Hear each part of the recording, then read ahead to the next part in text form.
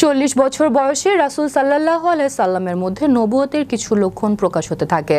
লক্ষণগুলো প্রাথমিক পর্যায়ে স্বপ্নের মাধ্যমে প্রকাশ পাচ্ছিল। তিনি যখনই কোনো স্বপ্ন দেখতেন তা বাস্তবে পরিণত হতো।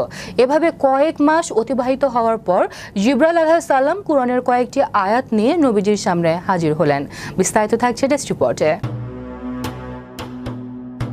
40 বছর বয়সকে মানুষের পরিপক্কতা ও পূর্ণতার বছর বলা হয়।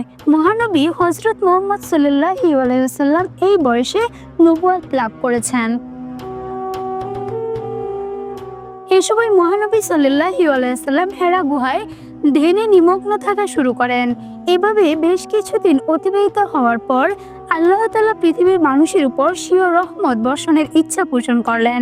জিবরাইল আলাইহিস সালাম এর মাধ্যমে পরে কয়েকটি আয়াত নাজিল করে প্রিয় নবীকে নবুয়তের মহান মর্যাদায় ভূষিত করেন।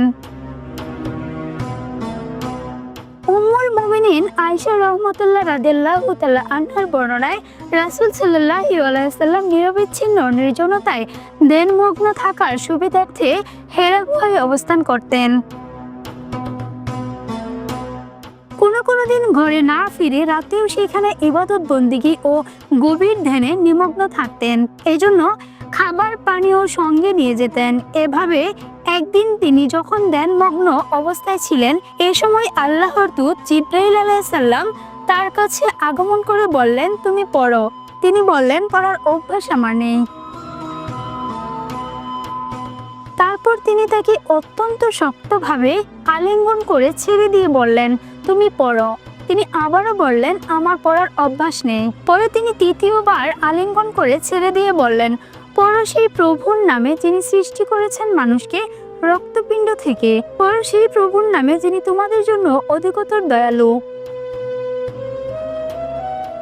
তারপরে ওই আয়াতগুলো অন্তরে ধারণ করে নবী করিম সাল্লাল্লাহু আলাইহি সাল্লাম কিছুটা অস্থির ও স্পন্দিত চিত্তে খাদিজা রাদিয়াল্লাহু তাআলা আনহার কাছে ফিরে গেলেন এবং বললেন, আমাকে কাপড় দিয়ে ঢেকে দাও। খাদিজা রাদিয়াল্লাহু তাআলা আনহা শায়িত অবস্থায় কাপড় দিয়ে ঢেকে দিলেন। এভাবে কিছুক্ষণ থাকার পর তার অস্থিরতা কিছুটা কমলে তিনি তার সহধর্মিণীকে হেরা গুহার ঘটনা সম্পর্কে অবহিত করেন।